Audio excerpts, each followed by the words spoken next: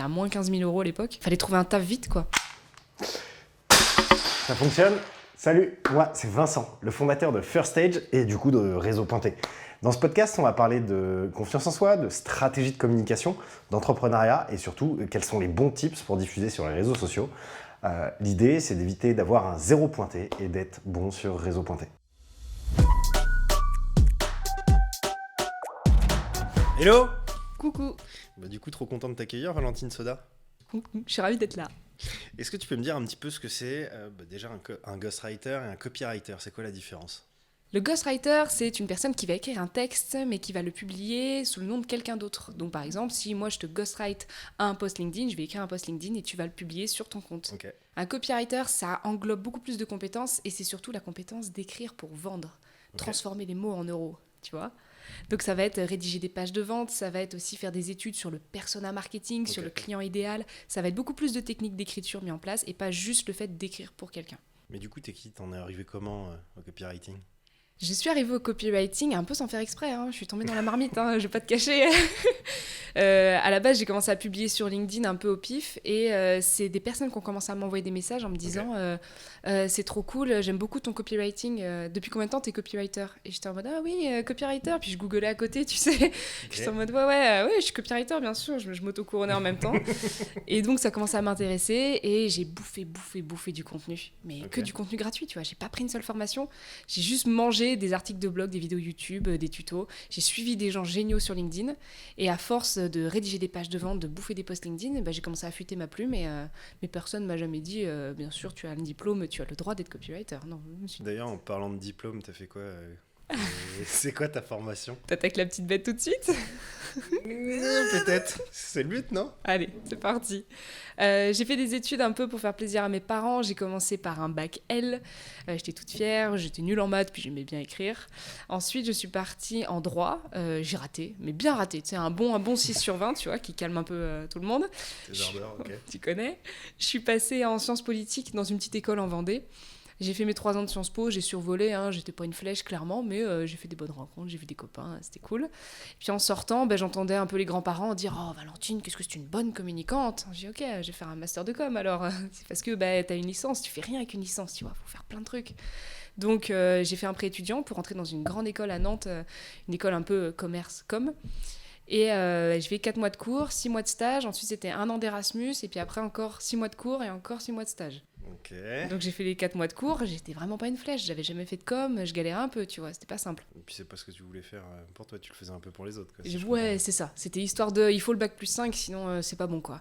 Quand j'ai fait mon premier stage, je suis tombée sur un stage un peu pourri, quoi, je me suis humiliée tout le temps, j'étais dans une ville pourrie, j'étais toute seule, c'était chiant.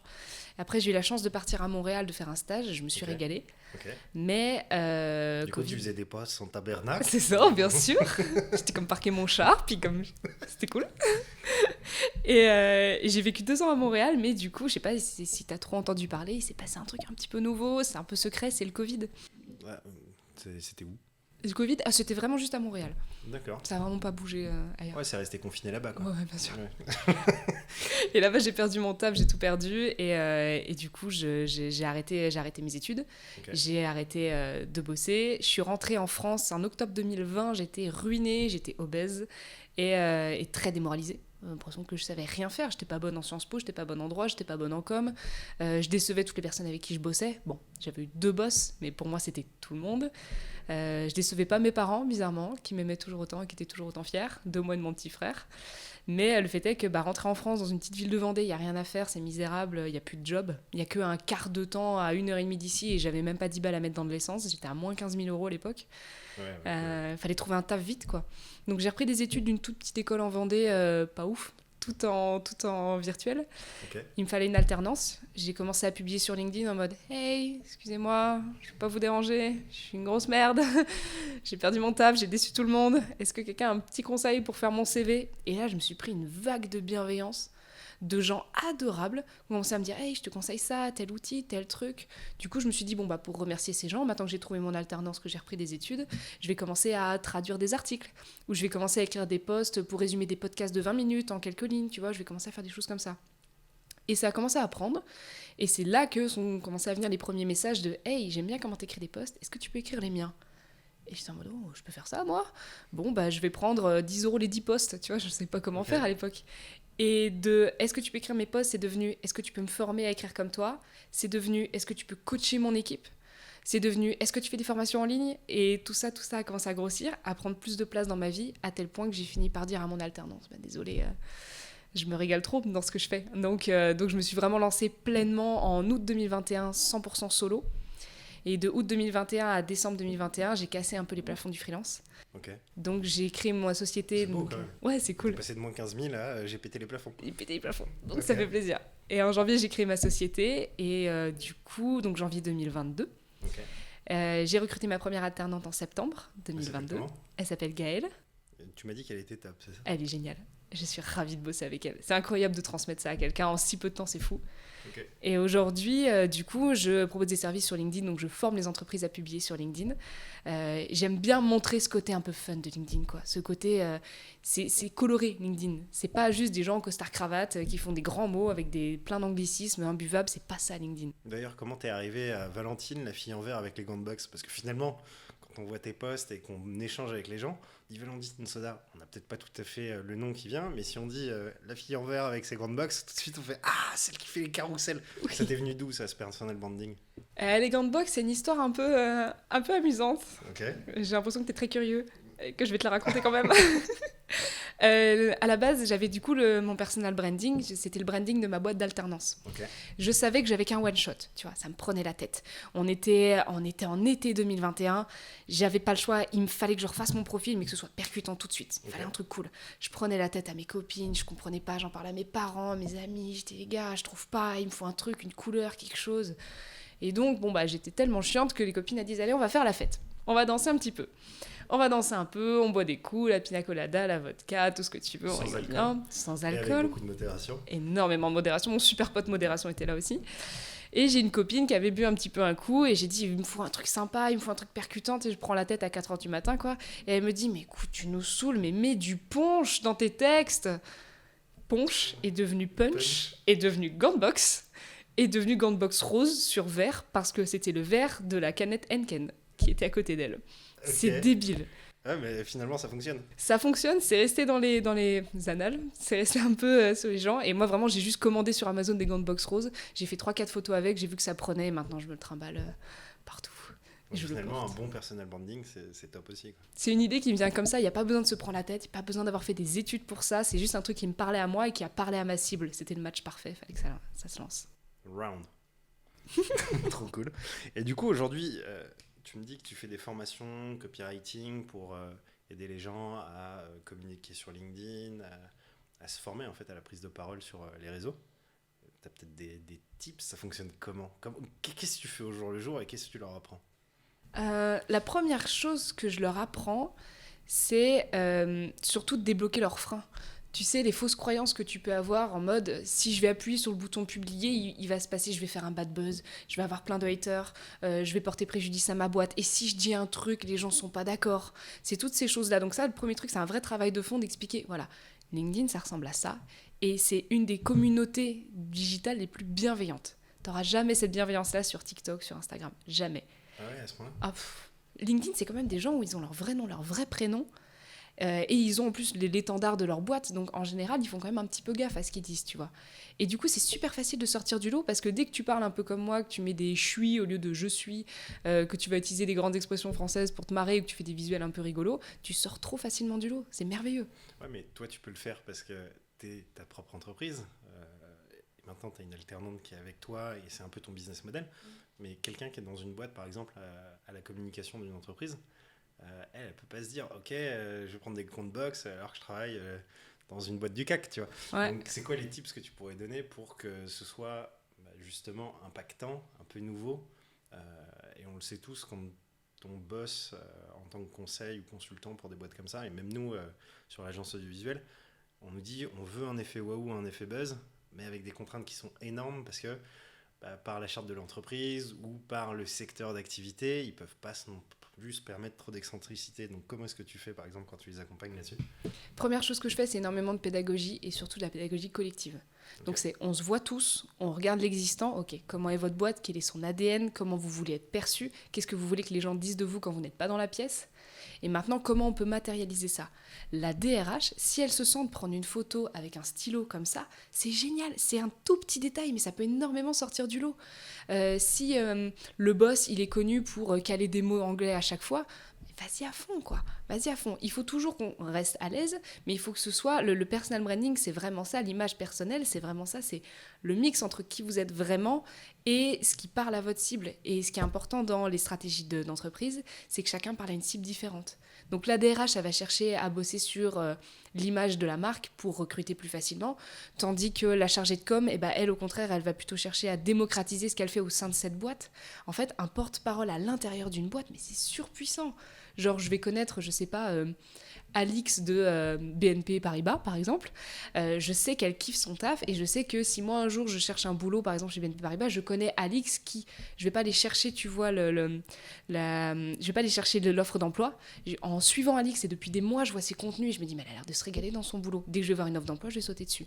Et là, je te parle vraiment que de recrutement. Quand on parle de développement du chiffre d'affaires, par exemple, de la visibilité, etc., c'est quelque chose qui est pérenne. C'est vraiment comme du référencement du SEO, tu vois. C'est quelque chose qui va durer et chacun va viser d'autres personnes. Donc, quelqu'un va viser plutôt les CEO, l'autre personne va plutôt chercher, je sais pas, les cadres sup, plutôt différentes tranches d'âge, avec différentes façons de parler, le vouvoiement, le tutoiement, lui, il va essayer des visuels. C'est plusieurs micro-communautés que tu crées au sein d'une grosse communauté qui est celle de la boîte. C'est ça, exactement. Donc en fait, tu fais un peu un The Office version entreprise, tu prends des caricatures, positives ou négatives, mais que tu embellis.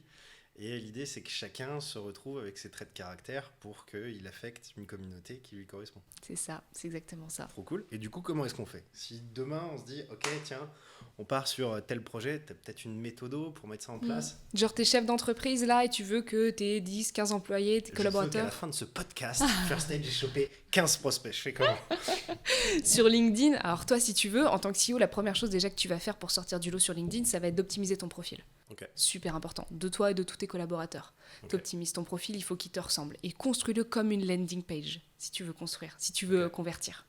Donc les pages des collaborateurs, plus important que la page d'entreprise ? Oh, page d'entreprise, tu peux presque l'oublier. Vraiment.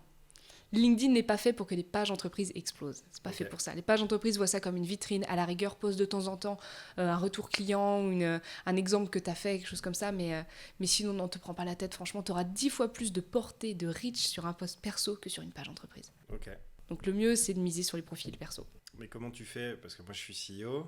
Je peux pas aller dire à mon collaborateur, poste ça sur ta page. Non. Donc il faut que j'en fasse un ambassadeur et que... En fait, je peux pas me mettre à sa place. Donc finalement, c'est là où il y a peut-être des formations, des techniques ou des pratiques à mettre en place qui sont collectives. Ouais. Si je te donne des pratiques comme ça, un peu en vrac, la première étape, ça va être vraiment de la pédagogie. Donc ça va être beaucoup de discussions, beaucoup de communication pour se mettre d'accord. Ok, on va dans tel sens. Est-ce que tu te sens de parler comme ça ? Est-ce que tu te sens de dire ça ? Ok, super. Ensuite, ça va être de l'apprentissage. Donc comment fonctionne l'algorithme ? À quel rythme il faut poster ? Est-ce que c'est plutôt 2 fois par semaine, 3 fois par semaine, tous les jours ? Quel visuel on peut utiliser ? Est-ce qu'on repartage entre nous ? Un conseil, ne faites surtout pas ça. Ne partagez pas les posts de la page entreprise. Surtout pas. Faites des posts originaux. Okay. Je ne vise personne, tu veux mon regard. Ok, voilà. Demain on arrête. Donc ça, c'est le premier truc. Et puis ensuite, moi, ce que je conseille vraiment, ce que je te conseille à toi et que je conseille à tout le monde qui veut former ses collaborateurs du coup à publier sur LinkedIn, mettez en place des objectifs, des petits jeux, faites un petit peu pourquoi pas un peu de la compétition, bienveillant toujours, hein, mais de la compétition entre les gens, remerciez-les. Ce sont des gens qui prennent du temps, même sur leur temps de travail, pour promouvoir la boîte. Oui, et puis de toute façon, c'est pas perdu parce que là, ils le font pour promouvoir la boîte. Mais le réseau qu'ils vont développer, demain, s'ils évoluent ou ils vont dans une autre boîte ou sur même un autre secteur de l'entreprise, le réseau, il est construit, il est pour eux. Donc, en fait, tout le monde est gagnant sur cette démarche-là. Absolument. Tout le monde est gagnant là-dessus. Donc, ça peut être des petits... allez, le premier qui fait 50 likes, allez, le café, c'est pour moi. Tu vois, un petit truc sympa, tu vois, juste pour rigoler un peu. Ça fait pas cher. Après, tu peux partir sur des restos, tu peux partir sur un voyage à Dubaï, où tu veux. Mais le but, c'est de montrer, voilà, on est reconnaissant du temps que vous prenez et de bien remercier de l'effort qui est fait parce que, mine de rien, on se met pas mal à nu quand même sur le réseau. C'est pas simple. Et du coup, justement, pour accompagner les gens, parce que si tu pars sur cette idée de challenge, c'est pas mal. Mais pour éviter que ce soit n'importe quoi, Michu qui se prend en selfie, il sait pas faire une photo, il s'est complètement raté, et puis il taque sa boîte, tu peux vite tomber dans des méandres qui sont assez néfastes. Donc comment est-ce que tu encadres ça ? Il y a des méthodos à mettre en place ? En fait, là, peut-être on rentre direct sur le copywriting, du coup. Ouais, là on est vraiment sur du copywriting. En fait, c'est important de former à la fois à l'utilisation de LinkedIn, mais aussi à l'écriture. Et moi, c'est pour ça que j'aime bien cumuler cette compétence de copywriting et de coach LinkedIn, parce que l'algorithme LinkedIn est fait de telle sorte que si ton post fonctionne, c'est qu'il est bien écrit. Donc c'est très glorifiant, tu vois, tu te dis, ah, c'est uniquement grâce à moi. Par contre, s'il bide, c'est qu'il est mal écrit. Il n'y a pas de shadowban par l'algo ou t'as pas mis assez de hashtags. Non, non, c'est qu'il est mal écrit, Michel. C'est pas grave, ça arrive. Et les hashtags, c'est vraiment important dans un post? Non. On s'en fout complètement. On s'en fout complètement. Non, Tu peux franchement, t'en mets entre, allez, 3 max. 4 max si tu veux, à la fin de ton post, jamais dans l'accroche, jamais dans le cœur du post. Ça sert plus à retrouver le post en fait au final, c'est vraiment pas très utile. Ouais, c'est pour de la recherche. Ok, comme les hashtags sur Instagram. C'est ça, c'est pas ouf. Quand on se dit, ok, je vais mettre 15 hashtags dans ma publication, ça va faire qu'elle va plus buzzer, pas du tout. Ça, fais pas ça, non. Ok, je fais que des conneries en fait. Je suis là pour ça si je peux rendre service. Putain, c'est incroyable. Et donc du coup, pour structurer, moi typiquement quand j'écris un post, j'ai tendance à me projeter dans la vision de, je me dis, les gens ils veulent ça, et j'écris pour eux, et je m'égare dans le champ lexical que j'utilise, je suis plus moi-même, je me prends la tête, le post il dure une demi-heure. Quand ça bug pas et que la page recharge et que j'ai rien sauvegardé et que tu recommences à zéro et que ça te fait chier et que du coup tu bâcles le truc, vite, ça prend vite du temps. Et, en fait, je sais pas trop comment écrire, comment structurer le truc. Je vais à la rescousse. Tu fais comment? J'arrive. Je vais te donner 3 outils et une méthode. Ok. T'es prêt? T'es prêt à gratter? T'as de quoi? Ok, super. C'est enregistré. C'est enregistré, donc ça va. Ok. Premier outil, moi j'utilise Notion. Okay. Notion, c'est un site où tu as plein de pages différentes et en fait tu centralises toutes tes idées, tous tes écrits. Donc moi je te conseille d'écrire ton post là-dessus. C'est top. Tu peux les garder, tu peux les classer, tu peux faire des calendriers édito, tu as une version gratuite, enfin c'est fabuleux. Il me semble que c'est collaboratif en plus. En plus c'est collaboratif, donc ça c'est génial, tu vois. Deuxième outil, perfectpost.fr. C'est une extension LinkedIn qui est formidable. C'est une extension Chrome, mais qui va sur LinkedIn. Et en fait, je sais même pas comment je faisais avant. C'est un outil qui te permet de voir où est la ligne, voire plus, sur mobile et sur ordi. Donc, tu peux mieux faire tes accroches. Il te donne des conseils de mise en page. Il te permet de changer la police d'écriture, ajouter des smileys. Il te dit, là, il y a trop de hashtags. Là, tu as mis trop de mots, ta phrase est trop longue. C'est un outil merveilleux. Ça, j'adore. En fait, n'importe qui peut déjà sauver bien les meubles de son post juste avec Perfect Post. Ok, stylé. Et le troisième outil que j'aime bien utiliser, c'est pour programmer tes posts. Moi, j'utilise Swello. Ça, c'est top. Comme ça, tu programmes, t'es plus zen sur ton calendrier éditorial et t'es pas en mode « Ah, c'est mon post du jeudi, j'ai pas fait mon post du jeudi, il faut que je le fasse. » C'est pas censé être une tannée, la création de contenu. Et tu peux programmer des posts sur des profils de tes collaborateurs, par exemple, si c'est la responsable marketing et communication qui se dit « Ok, tiens, on va mettre autour de la table 3 personal branding, on va faire celui du CEO, celui du DRH et celui de la com entreprise par la directrice com. » Tu peux connecter les 3 comptes de tes collabs pour que ce soit juste la personne à la com qui s'en occupe. Ouais. Donc c'est génial parce que si la personne elle est d'accord, tu peux lui offrir du temps en disant toi ça va rien te prendre, on se fait une réunion une fois par semaine pour valider les posts qu'on met sur ton profil parce que c'est le tien et moi je m'occupe de tout. Après, moi ce que je conseille franchement c'est que ce soit pas qu'une personne qui s'occupe de tous les posts. Okay. Le mieux, c'est vraiment de former chaque personne à développer son ton, à développer son personal branding, encore une fois, sur LinkedIn. Parce que si tu as une seule personne qui s'en occupe, tu vas retrouver le même ton à chaque fois, tu vas retrouver la même façon.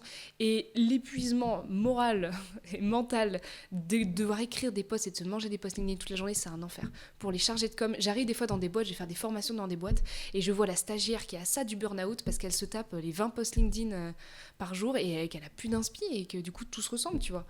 Et ça, franchement, pour l'avoir fait pendant un moment, j'écrivais plus de 50 posts LinkedIn par jour. C'était un enfer. Ça te dégoûte de la création de contenu et de l'écriture. Et c'est le pire truc qui puisse arriver. Quand tu as des tips pour justement avoir des idées, peut-être une ligne continue ou... J'ai la méthode. Okay. J'ai la méthode, en fait, pour écrire assez facilement. Tu vois, le plus gros problème qu'on a, c'est quand tu veux écrire, que tu te prends 1 heure pour écrire, que tu publies et que ça fait 4 likes. Ça te rend fou, t'as gâché 1 heure de ta vie, tu vois. Voilà, on se comprend. Et j'étais là aussi, t'inquiète. Been there, done that, t'inquiète. Donc ça c'est super frustrant. Donc la technique pour écrire. Tu vas te poser à ton ordinateur, comme ça, tranquille, avec ton petit café. Tu te poses et tu écris d'un coup, ok ? Premier jet, tu rédiges, tu te prends pas la tête, t'écris, ok ?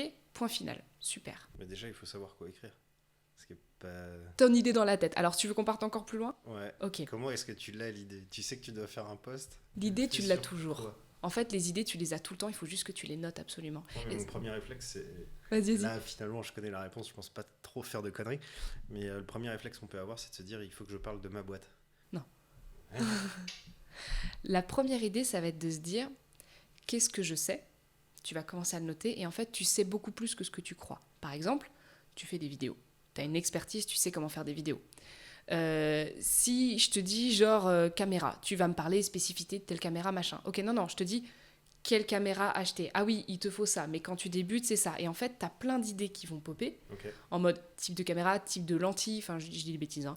Prise, position, lumière, tu as plein de trucs qui vont rentrer en compte.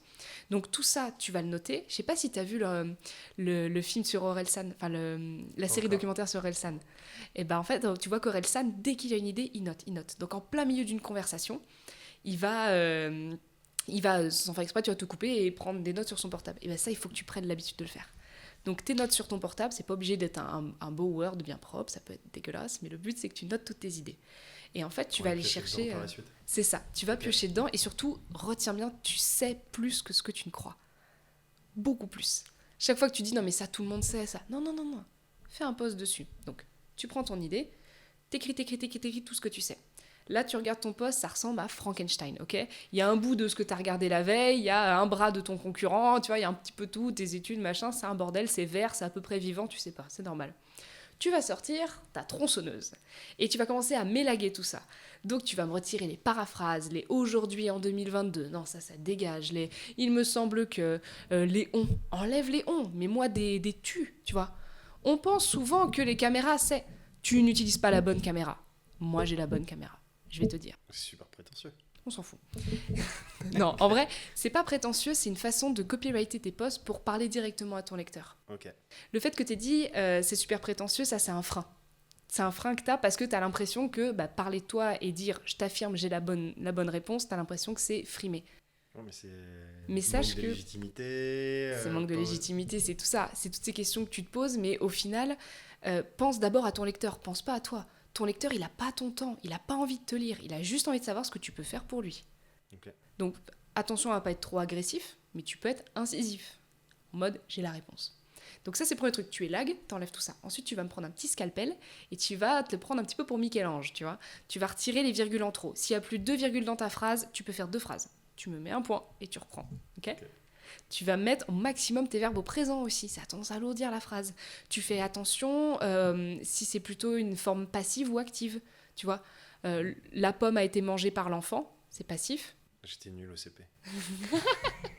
On est parti trop loin. La pomme a été mangée par l'enfant, c'est passif. L'enfant mange la pomme, a mangé la pomme. Okay. Ça, c'est actif, tu vois. Donc, le but, c'est de faire que de l'actif. Essaye de faire des phrases être plus courtes, en fait. Dis-toi juste que les gens, ils sont sur LinkedIn, ils scrollent, tu vois. Imagine ton lecteur. Genre, Michel, il est dans sa voiture, il vient de se garer, il est devant son bureau, il scrolle LinkedIn vite fait, il n'a pas envie d'avoir une phrase d'accroche bourrée de hashtags et d'emojis qui parlent de toi. Et on est très content au studio machin, nous avons réalisé notre nouvelle vidéo. Ah non, les gars, Michel, j'ai un super conseil pour toi. Bah vrai, petit gantbox, c'est le petit supercut dès le matin là. Mais voilà, c'est Michel, top 3 des meilleurs conseils pour faire une vidéo, il va cliquer. Il va cliquer sur voir plus. Donc c'est comme ça que tu construis ton post. T'écris d'un coup, tu élagues, petit scalpel, tu relis à voix haute. Okay. Si t'as l'air d'un mongol, c'est pas bon. Ok ? Tu lis à voix haute, tu vas sentir le rythme. Tu vas sentir que t'as des phrases plus courtes que d'autres. Si t'es essoufflé, c'est la merde. C'est pas bon. Tu relis une dernière fois, tu publies. Ok ? Tu prends pas plus la tête que ça. T'as oublié un élément ? Dis-moi.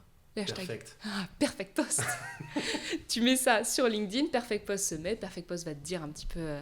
Ah, donc c'est après la publication, Perfect Post ? LinkedIn, Perfect Post est en fait quand tu rédiges sur LinkedIn, c'est déjà dessus. Et du coup, ça y est, j'ai fait mon premier post. Et après, qu'est-ce que je fais ? Parce que là, j'ai que 4 likes, je me suis pris un tollé. Alors, ce qu'il faut bien te dire, c'est que si tu fais un bid, tant mieux, personne l'aura vu. C'est pas grave. Okay. Tout est supprimable sur LinkedIn, ok ? En un clic, ça dégage. Donc, faut pas se mettre la pression là-dessus. T'as fait 4 likes, c'est génial, c'est déjà 4 likes. Bah, va voir les gens qui ont liké ton post, va voir leur profil, regarde leur post, peut-être même engage sous leur post, en met un petit commentaire, pas pour démarcher. Juste, ils sont sympas, ils sont passés sur ton post, ils ont liké, tu rends l'appareil. Et tu réitères. Et le lendemain, tu refais la même chose.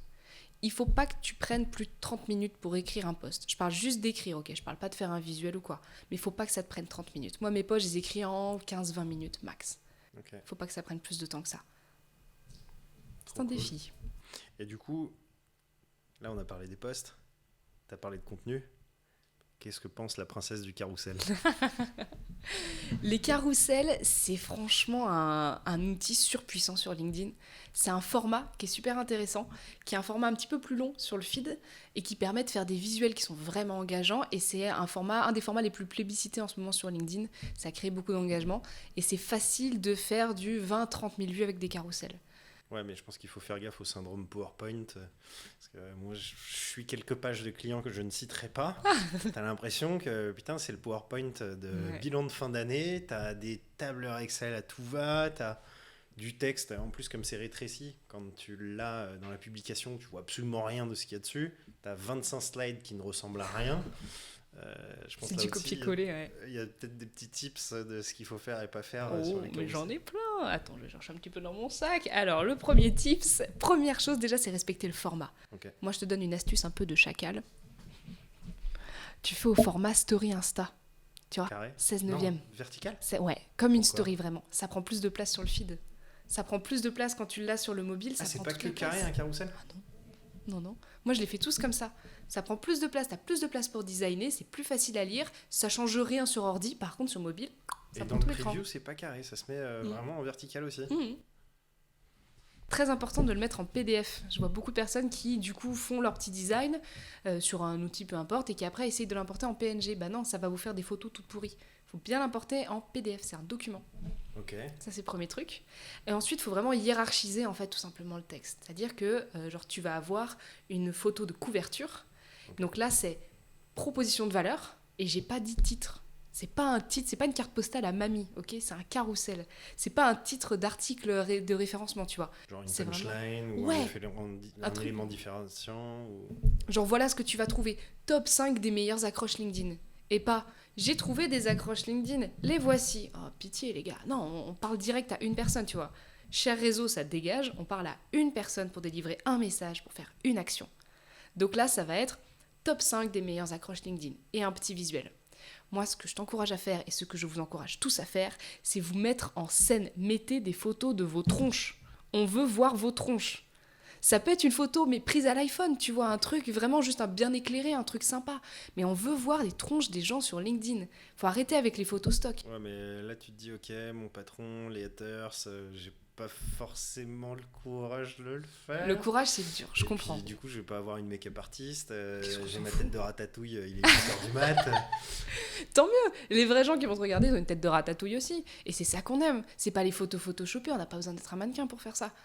Je t'assure, tu sens une différence énorme au niveau de l'engagement quand tu commences à montrer ta tronche. Et quand tu t'inquiètes par rapport à ton patron, pose la question, communique.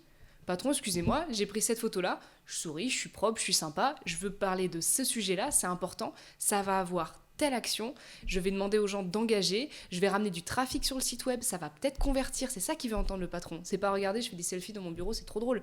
Il faut parler de ce qui lui parle aussi, Ok. tu vois. Ça m'a pris tant de temps à faire, mais ça peut nous apporter tel truc. Laissez-moi essayer, c'est un travail sur le long terme, c'est pérenne. C'est comme Ok. ça qu'il faut le vendre au patron, tu vois. Et franchement, c'est des tout petits détails, mais des tout petites choses. Porter un pull toujours de la même couleur, un t-shirt tu vois, toujours de la même couleur, c'est un détail, mais ça permet que les gens te reconnaissent vite. Et ça, on se rend pas compte des effets que ça a, quoi. Donc carrousel, c'est ça. La petite phrase et un visuel, hyper simple. Mais vraiment, il faut que ce soit que quelques mots, quoi.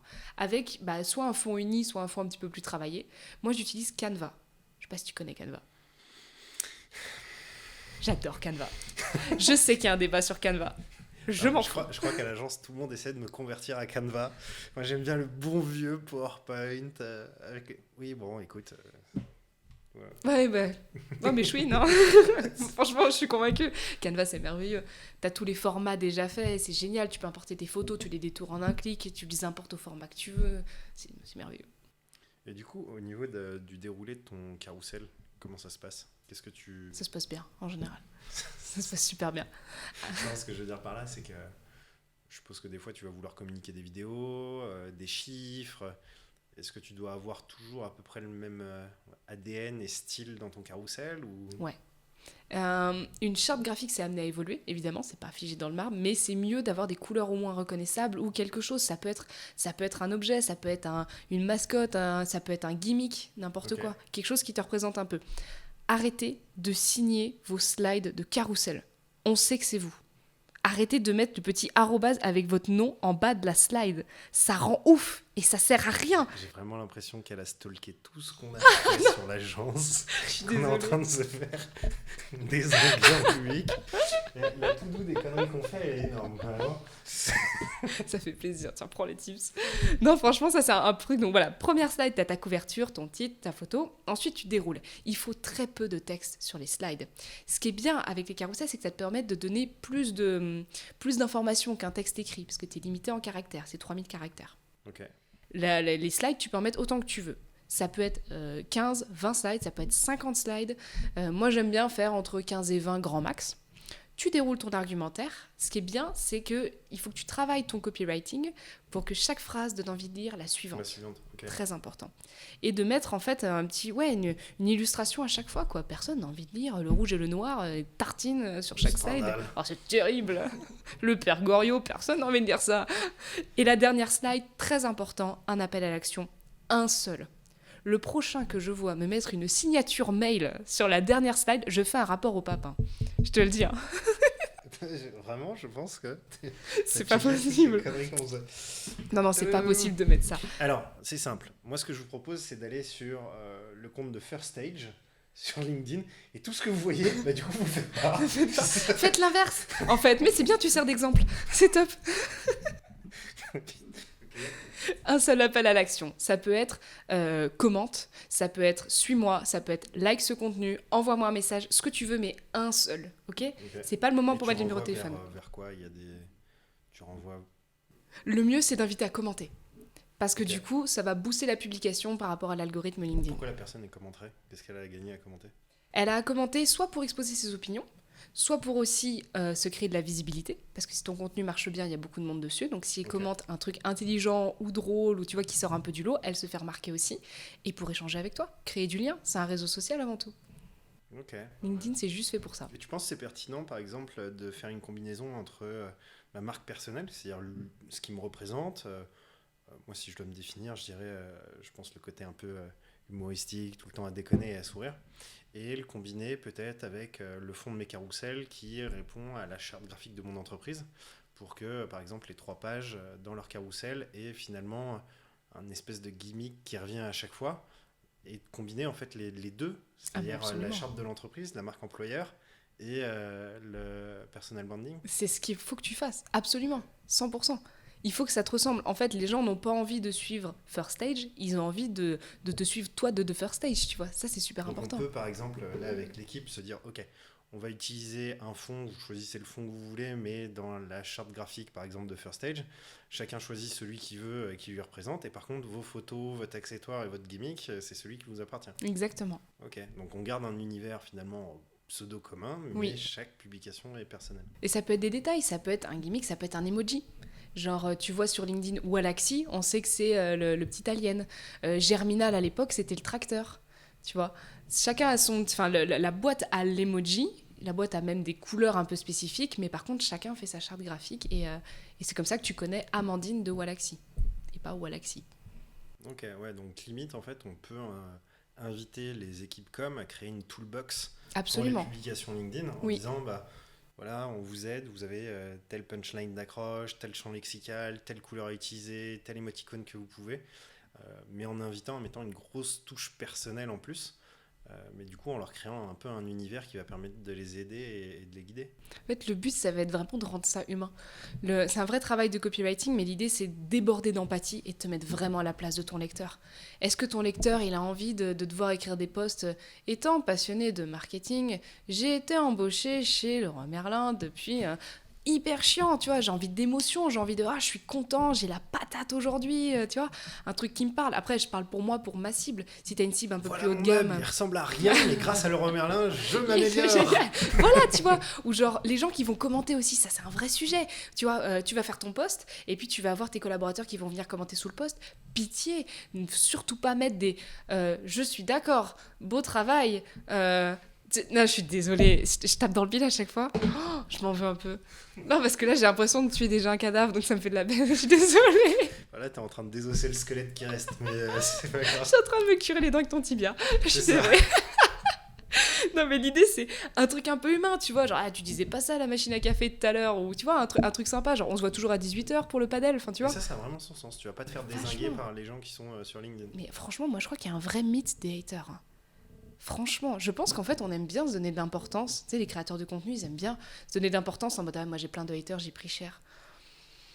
Les gens sont quand même 99% bienveillants. Il y a des cons, mais il y a des cons partout. Il y a des misogynes, il y a des racistes, il y a des sexistes, il y a vraiment partout. Et il y a des nanas ou des gens qui prennent cher, vraiment. Parce qu'ils vont sur des sujets qui sont pas problématiques, qui sont amenés à être débattus.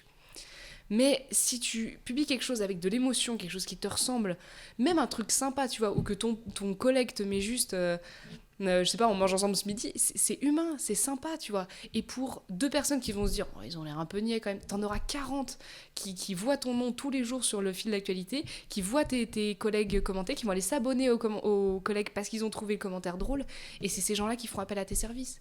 Mais les haters, je trouve qu'on se monte le bourrichon sur des trucs. C'est pas un commentaire de temps en temps qui est censé te freiner toute ta création de contenu par rapport à tout ce que ça t'apporte. C'est trop dommage. Il y a un truc que j'aime bien dans le copywriting aussi, c'est un mot qui est très, très anglais et qu'on utilise en français qui s'appelle le copyright.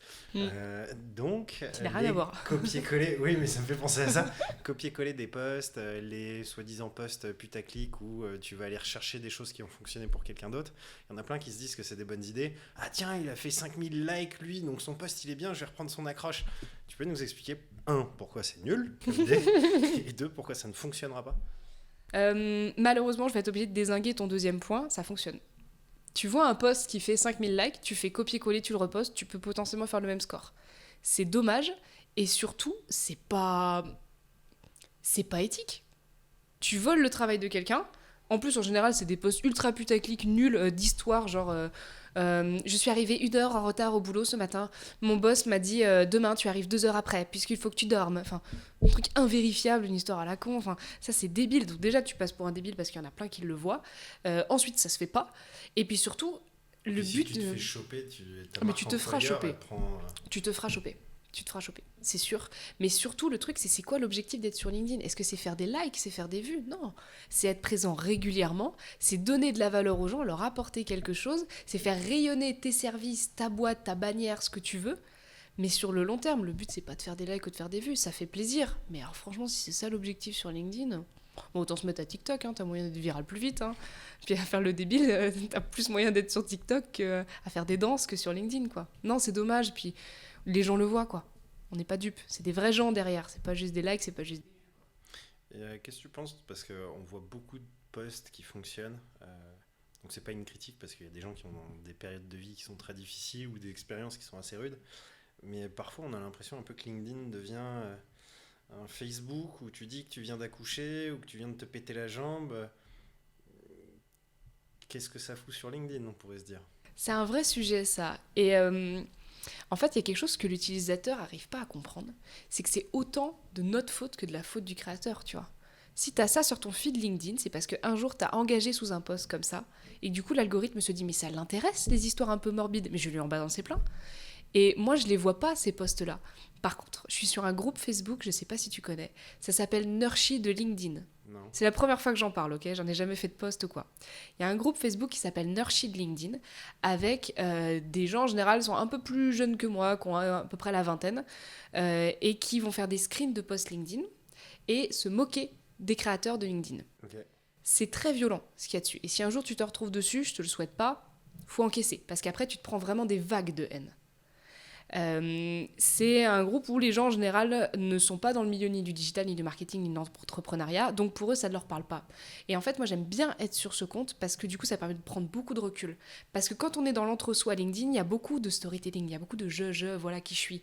Quand t'es dedans et que t'as que des commentaires bravo, belle résilience, ça fait plaisir, tu prends pas de recul, tu dis que ça a apporté quelque chose aux gens. Et quand après tu vas sur Facebook et quelqu'un dit mais moi j'ai eu un commentaire comme ça, quelqu'un lui a demandé son avis à cette bouffonne.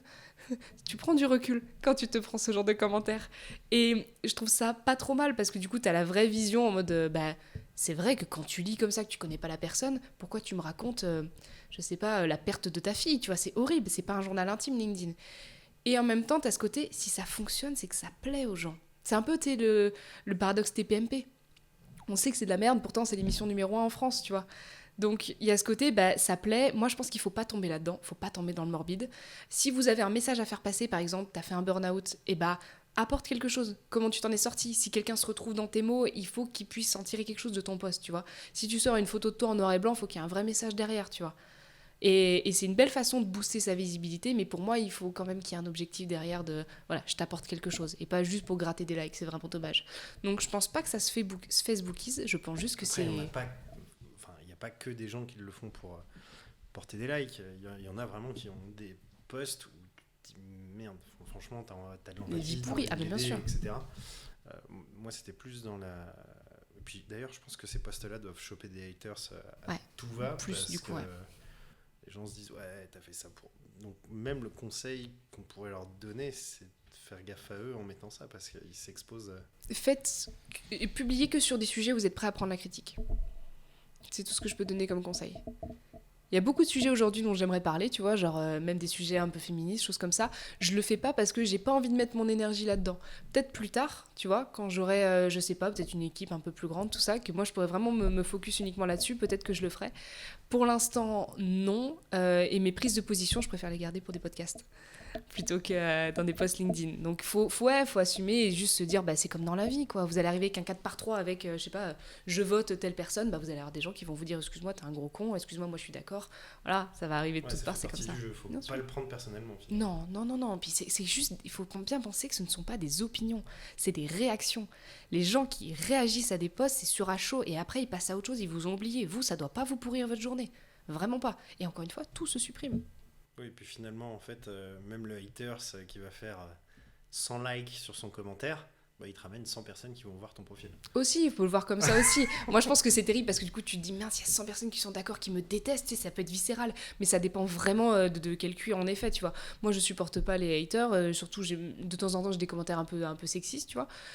J'ai pas leur time, quoi. Je supprime le commentaire et c'est tout. Par contre, quand j'ai des critiques constructives en mode, je suis pas d'accord, ça c'est pas bien, tu ne devrais pas dire ça, tu ne connais pas cette partie-là, machin, ça c'est intéressant, je débat, j'envoie un message. Mais voilà. Et d'ailleurs, ce qui est rigolo, mais là on rentre un peu dans la psychologie, c'est que tu te projettes 10 ans en arrière, je te dis, souviens-toi d'un souvenir il y a 10 ans, tout humain va se souvenir d'un bon souvenir et pas d'un mauvais souvenir. C'est-à-dire que même le pire enfoiré qui t'a fait un sale coup, 10 ans après, tu le recroises, tu vas pas avoir envie de lui mettre une baigne. Tu vas lui dire bonjour, même limite, tu vas enterrer ta hache de guerre en disant qu'est-ce qui s'est passé. Il faut juste laisser couler, je pense. Oui. Et tout ça, tout ce copywriting que tu mets en place pour LinkedIn et sur lequel tu accompagnes les personnes et les tips que tu nous as donnés, on peut les utiliser ailleurs, ça peut... Enfin, c'est utile pour quelque chose d'autre ou... Le copywriting, toujours. Que ce soit les posts sur les réseaux sociaux, c'est important de bien les copywriter, donc faire des phrases plus courtes, mettre des verbes d'action, savoir comment susciter une émotion, tu vois, des choses comme ça. Mais ça peut être sur n'importe quel format, donc ça peut être un article de blog, ça peut être une page de vente, ça peut être une page d'accueil de site web, ça peut être une lettre d'amour aussi si tu veux, tu vois, ce que tu veux, mais tout peut être copyrighté absolument. Moi, je me suis vraiment focus sur LinkedIn parce que je trouve que l'algorithme est fait pour ça. Okay. L'algorithme favorise les posts bien écrits, donc c'est important d'avoir des compétences d'écriture sur ce réseau-là. C'est les profils qui explosent le plus. Les boîtes qui tiennent la distance, ce sont les boîtes qui ont des personnes qui maîtrisent l'écriture. Donc pour moi, c'était évident de mêler ces deux compétences-là. Et quand tu as une toolbox, par exemple ton service market ou com, qui produit pas mal de contenu, que ce soit photo du dernier projet, ou le nouveau film d'entreprise, ou le spot publicitaire du nouveau produit, est-ce que tu peux les diffuser sur ton compte perso et si oui, comment ? Absolument. Mais le truc, c'est... Le premier truc que je ferais, et ça va être encore une connerie, dis-moi. Trop fier du dernier projet de la boîte. Et je m'arrête là, et je le poste, et Valentine va me dire, c'est une connerie, c'est ça ? C'est pas tant une connerie, c'est bien parce que t'as mis de l'émotion.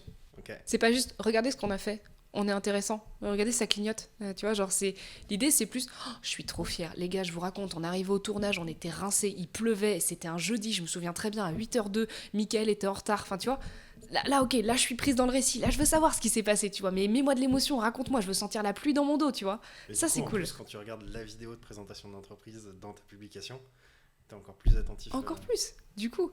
Mais tu peux le tourner de 1000 façons différentes. Tu peux aussi dire, alors, on a tourné un film d'entreprise, voici les 3 galères qu'on a eues et comment on a réussi à les résoudre. Là, post full valeur ajoutée. Et ça, c'est un post que tu enregistres, que tu gardes. Et le jour où tu voudras tourner un film d'entreprise, tu retrouveras ce post-là que tu as enregistré de toi et tu te diras, peut-être faire appel à ce mec-là quand même. Tu vois ? Donc, c'est pas juste regardez bande de gueux et jetez-vous sur mon contenu qui est beaucoup mieux que le vôtre, tu vois.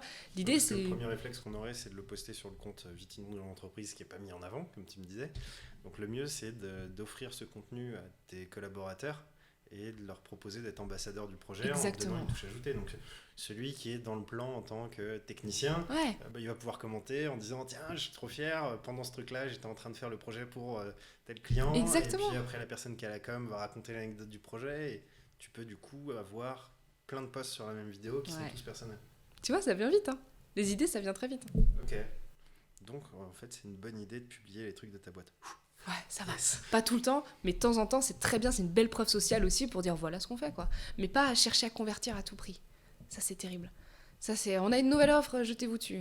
Bah non, les gars, t'es qui ? Tu fais quoi ? Propose-moi de la valeur. Si ça fait des mois que je te vois dans mon fil d'actualité, que tu m'apportes quelque chose, le jour où tu auras quelque chose à vendre, je vais sauter dessus. T'as des feedbacks un peu là-dessus ? Parce que je suppose que les gens ils vont se dire oui, c'est beau, c'est encore une indépendante qui nous dit que ça fonctionne.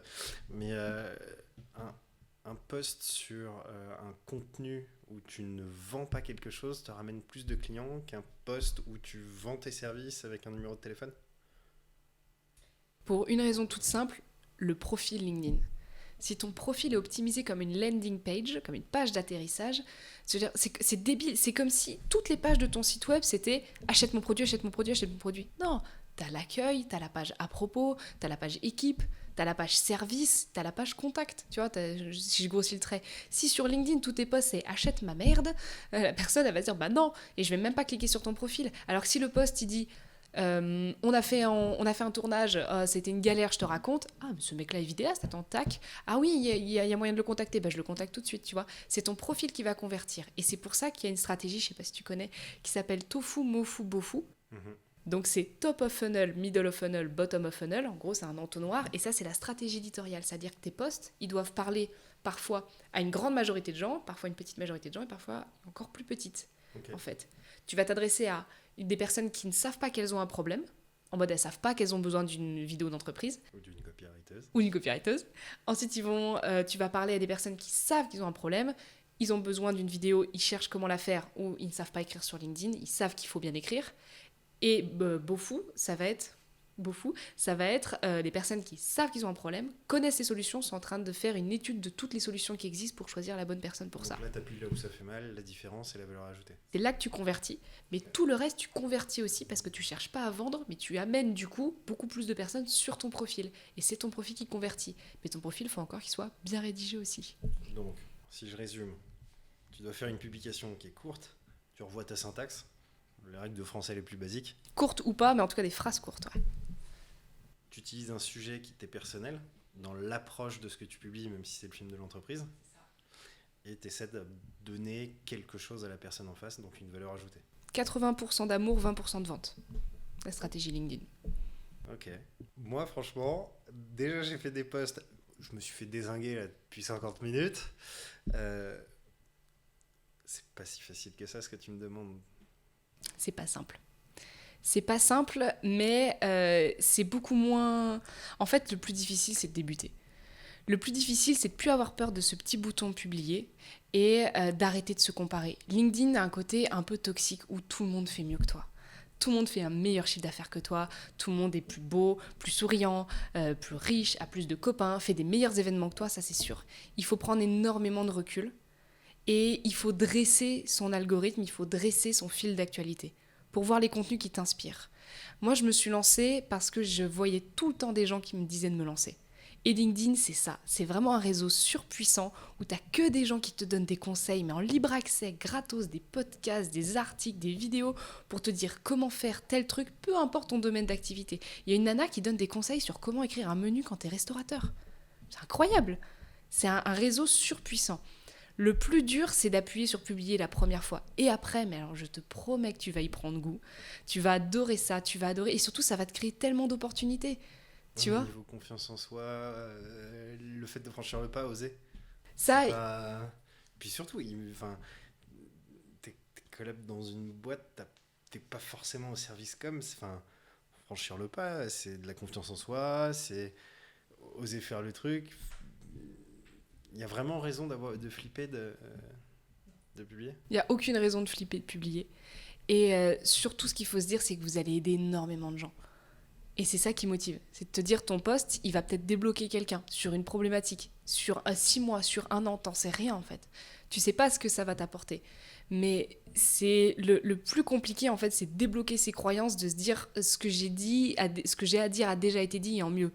Oui, c'est sûr, ce que tu as à dire, ça a déjà été dit, mais jamais avec ton ton, jamais avec ton attitude, jamais avec ta tronche, ta façon de parler, tes petits emojis, tes petites fautes d'orthographe, jamais comme tu l'as fait. Et il y a toujours des gens qui vont te ressembler sur le réseau, qui vont se reconnaître à travers tes mots. T'es chelou, mais tant mieux, quoi. Tant mieux. Plus t'es chelou sur le réseau, plus tu vas te régaler. Moi, c'est les chelous qui me font mourir de rire, c'est génial. T'arrives pas sur le réseau en maîtrisant tout, tu te forges la patte, tu vois. Mais le plus dur, vraiment, c'est de se lancer, de se dire, tu te lèves un matin, t'écris ton post et tu le lances, quoi. Ça fait pas plus peur que mettre une story Instagram, même si t'as 200 abonnés. C'est rien du tout. Il faut vraiment il faut s'instaurer cette espèce d'autodiscipline et je te jure que les retours sont fantastiques. Moi, il y a 2 ans, on m'aurait dit que je serais là à faire un podcast vidéo, c'est le premier de ma vie, c'est incroyable, tu vois. C'est complètement fou. J'ai rencontré des amis pour la vie, genre la première fois que t'es tagué dans un post, mais t'es comme un ouf. Tu dis j'ai été reconnue, tu vois. Je suis légitime de poster, alors que dans ta tête, t'es jamais légitime. Moi aujourd'hui, j'ai pas l'impression d'être légitime de faire ça, mais moi, ce qui m'a le plus porté, le plus aidé, c'est fake it until you make it. Fais genre jusqu'à ce que ça marche, jusqu'à ce que ça fonctionne. Personne te dira tu as le droit de poster sur LinkedIn, personne te donnera l'autorisation, prends-la. C'est tout. Merci Valentine. Avec plaisir.